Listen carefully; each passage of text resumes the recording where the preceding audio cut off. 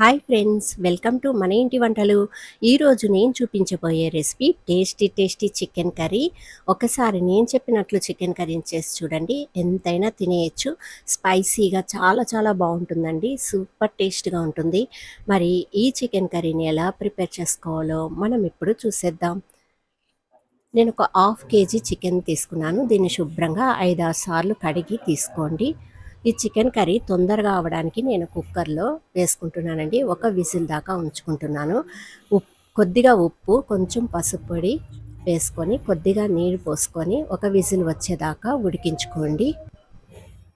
ఇప్పుడు మనం మసాలాని ప్రిపేర్ చేసుకుందాం. ఒక మిక్సీ జార్లో 3 పెద్ద ఆనియన్స్ని సన్నగా కట్ చేసుకొని తీసుకోండి.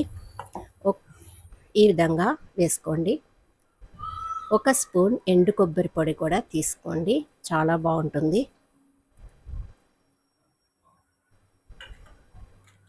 ఇప్పుడు చెక్కని 2 ముక్కలుగా చేసుకొని వేసుకోండి. 2 యాలకులు, 5-6 లవంగాలు కూడా వేసుకోండి. 7-8 దాకా మిరియాలు వేసుకోండి, ఫ్లేవర్ బాగుంటుంది. దీంట్లోనే పచ్చిమిర్చి ఒకటి చీలికలుగా చేసుకొని వేసుకోండి. కొత్తిమీరను కూడా వేసుకోండి. వీటన్నిటిని పేస్ట్లా తీసుకొని ఒక బౌల్లోకి తీసుకోండి. నేను 2 టమాటాల గుజ్జును కూడా మిక్సీ జార్లో వేసుకొని రెడీ చేసుకున్నానండి. ఇప్పుడు స్టవ్ మీద ఒక ప్యాన్ పెట్టుకొని 5-6 టేబుల్ స్పూన్ దాకా ఆయిల్ వేసుకోండి. ఆయిల్ కొద్దిగా హీట్ అయ్యాక ఒక స్పూన్ షాజీరా వేసుకోండి. ఒక బిర్యానీ ఆకు కూడా వేసుకోండి. సన్నగా తరిగిన 2 పచ్చిమిర్చిని వేసుకోండి. ఒక ఆనియన్ని ఇలా సన్నగా కట్ చేసి వేసుకోండి. మనం ముందుగానే ఆనియన్ పేస్ట్ చేసుకున్నాం కదా, ఒక ఆనియన్ అయితే సరిపోతుంది. ఇప్పుడు ఒక టేబుల్ స్పూన్ దాకా అల్లం వెల్లుల్లి పేస్ట్ కూడా వేసుకొని లో ఫ్లేమ్లోనే 1 నిమిషం పాటు పచ్చివాసన పోయేదాకా ఈ అల్లం వెల్లుల్లి పేస్ట్ని కూడా ఫ్రై చేసుకోండి.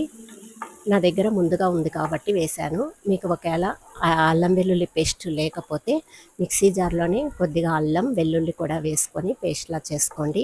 ఈ విధంగా 1 నిమిషం పాటు లో ఫ్లేమ్లోనే ఉంచుకొని ఫ్రై చేసుకోవాలి. దీని పచ్చివాసన పోయేదాకా ఫ్రై చేసుకోవాలండి. ఇప్పుడు మనం ముందుగా ప్రిపేర్ చేసుకున్న మసాలాని ఇందులోకి వేసుకుందాం. దీన్నంతటిని ఒకసారి బాగా మిక్స్ చేసుకుంటూ కలుపుకోవాలండి. మీడియం ఫ్లేమ్లో ఉంచుకొని దీన్నంతా ఒకసారి మిక్స్ చేసుకుంటూ కలుపుకోండి. దీంట్లోనే కొద్దిగా పసుపు పొడి వేసుకోండి.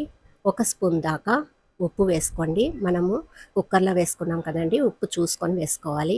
2 టేబుల్ స్పూన్ దాకా కారం వేసుకోండి. 1.5 స్పూన్ దాకా ధనియా పౌడర్ వేసుకోండి. వీటన్నిటిని బాగా కలుపుకోండి. నేను కారం మధ్యలో ఒకసారి వేసుకున్న 2 టేబుల్ స్పూన్ దాకా వేసుకోండి, పర్ఫెక్ట్గా సరిపోతుంది. వీటన్నిటిని బాగా మిక్స్ చేసుకుంటూ కలుపుకోవాలి. ఇప్పుడు మనం టమోటా గుజ్జును కూడా దీంట్లో వేసేసుకుందాం.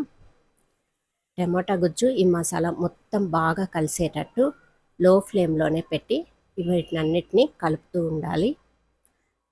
చూడండి, మసాలా అంతా నూనెలో బాగా ఫ్రై అవ్వాలి. దీన్ని 2 నిమిషాల పాటు లో ఫ్లేమ్లో పెట్టి మగ్గనివ్వండి.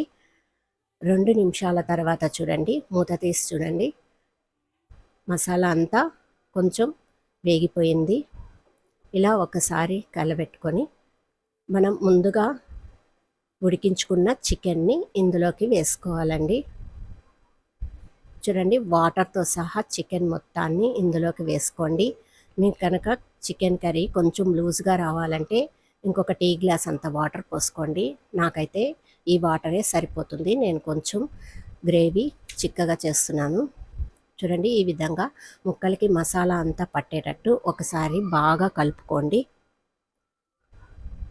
మీడియం ఫ్లేమ్లో పెట్టుకొని ఇప్పుడు మూత పెట్టి 10 నిమిషాల పాటు బాగా చికెన్ని ఉడికించండి.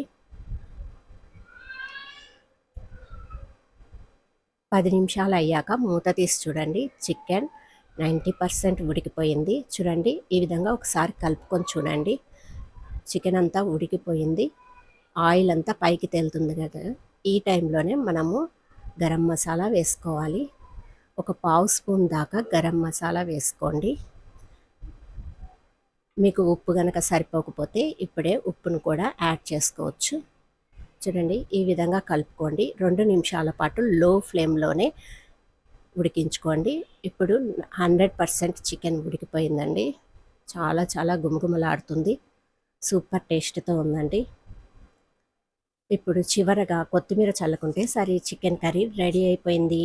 దీన్ని ఒక బౌల్లోకి తీసుకొని వేడి వేడిగా సర్వ్ చేసుకోవడమే. సూపర్ టేస్ట్‌తో స్పైసీగా ఉన్న ఈ చికెన్ కర్రీని ఎంజాయ్ చేస్తూ ఎంతైనా తినేస్తారు. మరి నేను చెప్పినట్లు మీరు ట్రై చేయండి. పర్ఫెక్ట్‌గా వస్తుంది. అందరికీ కూడా నచ్చుతుంది. ఈ వీడియో గనక మీకు నచ్చినట్లయితే లైక్ చేయండి, షేర్ చేయండి. ఇలాంటి యమ్మీ యమ్మీ రెసిపీస్ మీరు గనక చూడాలంటే నా ఛానల్‌ని సబ్స్క్రైబ్ చేసుకోండి. Thank you for